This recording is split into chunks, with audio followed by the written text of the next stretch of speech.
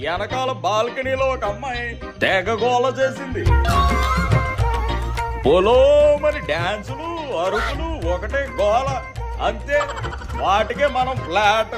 ఆ తర్వాత చాలా కష్టపడి ఆ అమ్మాయి ఇంటి అడ్రస్ కనుక్కున్నాను. వాళ్ళ ఇంట్లో అమ్మా నాన్న ఒప్పించి ఆ అమ్మాయిని పెళ్లి కూడా చేసుకున్నాను. అంటే బామ్మగారే అమ్మాయా? మరింకెవర్రా, అందుకే కదా చేసుకున్నాను. నువ్వేంటే అలా ఉండిపోయావు?